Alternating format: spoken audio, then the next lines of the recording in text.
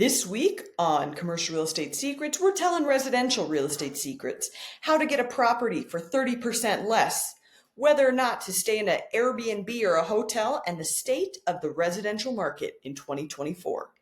See you inside. This week's listener of the week is Ron Konensberg. Ron, thank you for leaving us a 5-star review. And for those of you listening, if you leave us a 5-star review below, you might be next week's listener of the week. This week on Commercial Real Estate Secrets, we have Jacki Tait. Jacki is the queen of relational real estate coming out of Flagstaff, Arizona. Jacki, thank you for being on the show today. Thank you for having me.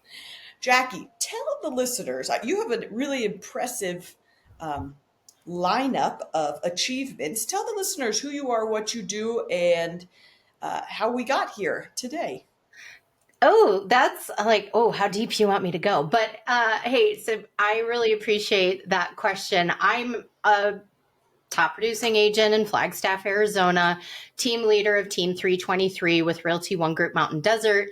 And we cover not just the Flagstaff area, but also Williams, Munns Park, Sedona, Verde Valley, pretty much all over northern Arizona. We can help you out. So, I mean, that's like the byline, really. But I got into real estate back in, I was only, well, we won't say how old I was, but it was in 2002. And I decided to get into real estate because my ex-husband and I at the time were looking to buy our first investment property. And the agent we were working with just didn't really get it. And I said, you know what, why don't I go to real estate school? I'll get my license. I can represent our own interests. And that puts me in the driver's seat. And I just fell in love with it. I fell in love with real estate by the time I was done with school, which for any of you who've gone to real estate school, you know that's like the worst part of real estate. But I was fascinated. And by the time I was done, I was like, I want to do this. I want to do this for real. And so, yeah, I jumped into the real estate industry in 2002, and here I am. Impressive. So you lead a top producing team of brokers. What does that look like for somebody who might want to jump into the real estate brokerage game on the residential side? What does a day in the life of a residential top producer look like? You know, the best part about it is it's different every day. And that's my favorite thing about real estate, is that there is no typical day. That being said, within any given day, we're definitely making phone calls, connecting with prospective people, making sure we're keeping an eye on the market and specific properties for the people that we're working with. It's also taking phone calls, answering texts and emails for the agents that work on my team when they have questions or they need some assistance, things like that. So there's a lot of those moving pieces that are happening. And then it's being out in the field. It's being out looking at houses, showing houses, taking listing appointments, that type of thing. And all of that. And somehow inside of that, I fit in, hobbies and family and personal life too. I'm glad you have hobbies, because I don't. Well, I think one of my favorite hobbies is cooking. So it's a little bit of a dual thing because you got to have dinner anyway. So I love to cook. At the end of the day, it's actually part of how I kind of decompress and then feed my family. So it's fun. Okay. Two birds, one stone. Exactly. Jacki, tell me about the state of the residential market today, October 10th, 2024. So interestingly enough, if you listen to the national news, you're going to just get that flyover view, and it's really not how our northern Arizona market is hitting. And even that being said, the micro markets within the northern Arizona territory that I personally cover are all different as well. For instance, Right now in Flagstaff, we still are having such low inventory. And truly, if you price your house right and you prepare it to sell, it's going to go. We're still seeing multiple offers. It's Yeah, it's the people who are still swinging for the fences and not actually pricing for today's market that you're going to sit, you're going to chase the market down. And so people are looking at that statistic and going, oh, the market's really slowing. No, it's not, because if you price it right and it's a good property, there are way more buyers that are out there looking for exactly that property, and they will come out of the woodwork as soon as you hit the market. So there's a lot of that going on. Whereas down in the Verde Valley, we're seeing things that are sitting a little bit longer. It's less of a tourist area. Of course, Sedona is a huge tourist area, so that's got its own little micro market. So honestly, here's what I will say. I've been in this business for 22 years, and the answer is always, is it a good time to sell? Yes. Is it a good time to buy? Yes. That's always the answer. But you just have to have the proper expectations as to what that looks like in the time that you need to. The biggest disservice you can do yourself is trying to quote unquote time the market. That's a whole thing that, people tell me, well, I don't know about this timing. Honestly, like, put a pin in it with this story. There was somebody that I was working with right when the COVID shutdowns happened. And when the COVID shutdowns very first hit, we were all standing there wide-eyed going, oh my God, this is going to be a repeat of 2008. We don't know what's going to happen with prices. We don't know what's going to happen with the market. Well, this person sort of came up and said they wanted to purchase an investment property in Flagstaff in May of 2020. This is right when we were starting to go, oh, we don't think the sky is quite falling. And so we're just making that adjustment. And I'm trying to tell this person, jump on this right now. This townhouse you're looking at, it was under 400,000. It was 4-bedroom. It was 3-bath. It had a 2-car garage. Like, oh my gosh, jump on this now. He didn't listen to me. He backed out. 3 months later, came back and purchased and ended up spending 30% more than he would have just 3 months earlier. So, it was one of those things where he was trying to time the market. And instead of just jumping in, he was ready, willing, and able to buy. Instead, he kind of got like, oh, I'm going to wait and time it. Nope, don't do it. I think about these, look, if you play the game of real estate, if you're a buyer, if you're a broker, if you're a developer, anything, you will make mistakes and they will be costly. And I always joke that somebody, I didn't have a formal college education in commercial real estate, but I have paid for a formal college education in mistakes. And everybody has, right? We just, we learn on the streets generally instead of in a classroom, but we still pay for it. You still pay for it. That's true. But you also look at it like, take that same time frame. My husband and I were selling in one of our investment properties. We had it on the market. We went to contract right before all the shutdowns. And so of course, when it went under, or the shutdowns happened, we said, oh my gosh, we have to hold on to this buyer. We cannot lose this buyer at all costs.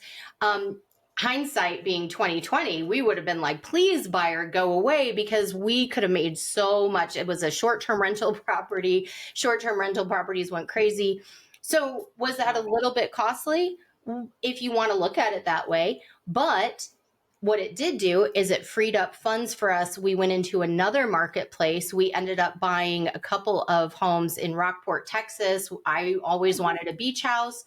We went and bought a couple of beach houses. And so that money parlayed into that. We still were able to take advantage of that marketplace and then sell out of there and, enjoy that appreciation. So honestly, like, you can parlay a mistake into a win in real estate, if, like you said, if you're playing the game.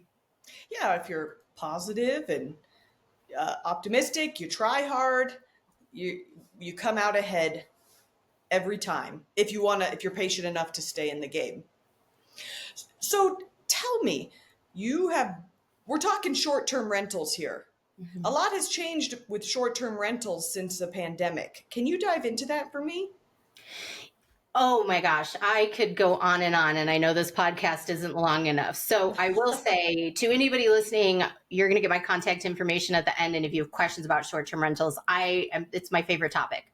But what I will tell you is that obviously when the pandemic happened, money was so cheap and people could leverage themselves into a property very easily. So, and then you have the perfect storm of people not being able to jump on a plane and travel to Europe or wherever their favorite vacation destination was. And so people were really staying more localized. So short-term rentals, excuse me, short-term rentals really went on a boom. If you come into it thinking that you're going to recreate that perfect storm, is not like, no, that's not going to happen. That was kind of a once in a lifetime thing. People with short-term rentals were lucky enough to take advantage of it. Fantastic. However, it's still a very viable business today. And so when you're looking at a short-term rental, I work with a lot of people who are either investors in short-term rentals specifically, or they invest in multiple different types of properties, and that's just one leg of their journey. Or a lot of times it's people who just want to buy a vacation home, but make it make sense. So, okay, it's not just sitting there vacant as a liability. Let's turn it into an asset when we're not in residence. So no matter what strategy you're going at it, there are a lot of ways that you can make a big splash in that marketplace. It's just not going to be those crazy numbers we were seeing during the pandemic. So it's still a viable industry, and I'm a huge fan of it. The thing I love about short-term rentals is the exit strategy can literally be just to turn it into a long-term rental. If you're done, you don't want to do it anymore, it's a vacation home that you're not going to use, you don't necessarily have to sell it on the back end. You can just flip it into a long-term rental. You can do midterm rentals. I mean, like I said, I can go on and on about this topic, but I'm a huge fan of the strategy of using a short-term rental. And also the other thing we're seeing right now, especially in my vacation home marketplaces like Sedona and Flagstaff, are people came, saw, and conquered. Now they're done. So they're putting their vacation rentals that they're already in existence. They've got the marketing machine behind them. They've got the reviews behind them. They've got the furniture. They're putting these on the market and saying, listen, if you want, we'll sell it as a package and you can take over listings and you can buy it fully furnished with all the things. So if you're looking to get into the game, this is a really good opportunity for you right now, because you really can jump into that with a ready-made rental ready to go. It's so interesting. So, I feel like with short-term rentals, there was a pendulum swing, right? We're kind of talking about it swung this way. It was like Airbnb, oh my gosh. And then I feel like it started swinging a little bit back with the fees and the plus, and people started realizing I could stay at a Hyatt and they could wash my towels for me instead of staying in a short-term rental. Can you speak on that and why someone would still stay in a short-term rental if the pricing is pretty similar to the hospitality sector? It's all about experience. So what experience is your guest looking for? I agree with you wholeheartedly. If somebody's traveling for a couple of nights, it's just them or them and one other person, get a hotel. I am not really a fan of the one bedroom condo solution because they can stay in a hotel. Don't even bother with that. But you can make your vacation rental into a true experience, and it takes minimal effort to give your guest a maximum enjoyable experience. So it's a matter of, number one, knowing who's traveling to where you are. Number two, it's accommodating people in the way that they're looking for. The number one reason somebody would choose a vacation rental home over staying in a hotel is they're traveling with multiple people. Example, my husband and I, we took a trip recently with our 2 adult kids, and one of them had a boyfriend at the time. We brought them all down to Florida. We went and hung out, and it was fantastic. We rented a 3-bedroom condo that all 3 bedrooms were en suite. So everybody had their own bathroom space, bedroom space. And then we were there for 5 days. We went to the grocery store first night out, and we bought a ton of groceries. Ended up having such a great experience because we had that gathering space of the dining room kitchen. We were able to make most of our meals there without dining out. So you have to kind of look at that type of an experience. Why are people traveling and using a home instead of a hotel? So if you set it up to be more of an experience, less about just, oh, I'm going to lay my head on a bed and take a shower the next day and be done with it, then you're going to really be able to thrive with that vacation rental business. That's the answer I've been looking for. I've been thinking about that for years. Well, it's fascinating. And yeah, we're, as a society that's becoming more of an experience seeking society, that makes a ton of sense. Jacki, tell me, you're the queen of relational real estate. What does that mean to you? That just means my PR team came up with that. And I was like, I guess that does describe me. What that means is I have built my business by creating relationships. To me, I am not a strictly transactional realtor. I really genuinely care what's happening with you once you're in the house, and I'm going to stay in touch with you, and we're going to maintain that relationship. I want to be your real estate resource for the entire time you need anybody in real estate, even if it's not in my Northern Arizona marketplace, because I have a network of agents all across the country that I can plug you in with who are like-minded, who have similar work ethic that I do, who have similar, ways of looking at things that I do. So for me, it really is about building that relationship. And as we know, in any business, it is less expensive and less effort to keep an existing client than it is to go after new business. That's no different in real estate. And the best way to do that is by creating those relationships and really caring. So for me, for example, I'm working with somebody who wants to buy a short-term rental, I am not just going to be, okay, high five, we found the right property, here's the keys, see you next time. I'm actually going to give you resources as to, okay, here are some best practices that you can use. Here are some local resources I can connect you with, local cleaners, local handy people, local repairmen, things like that, and stay in touch in that way. And so that actually is how I'm able to just create my business by relationship. I think at this point, my business is 92% either sphere of influence or agent to agent referral based or past client. Impressive. That leads into my final question. What makes you happy about your day to day in real estate? The thing that makes me happiest about my day to day in real estate is I look at my position as an opportunity to help people's dreams come true.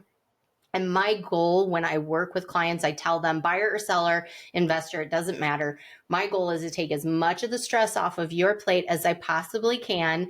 And then there's certain moments when I can't take all the stress, but I can help manage and minimize it as much as possible, because you should be focused on picking out curtains for your new home or dreaming about your next destination if you're selling your house, instead of getting wrapped up in all of the minutia. It's my job to make sure, there's 25 people who touch your deal typically in any given residential transaction. I manage all those 25 people, so you don't necessarily have to worry about it. I let you know, hey, this person's going to be calling you. Here's what they're going to want. Make sure you're ready, that type of thing. So for me, that's what I really enjoy. I get to use my skills, my expertise, my negotiations, all of that to help other people with this bigger picture dream.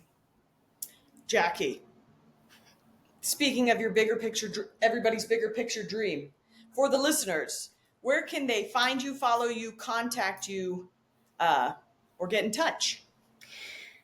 There are many ways to get in touch with me, but really I just kind of point everybody, if you go to stepstostrength.com, you're going to find all the things. You'll be able to connect with me with my real estate business, I coach other realtors, our new realtors within our brokerage.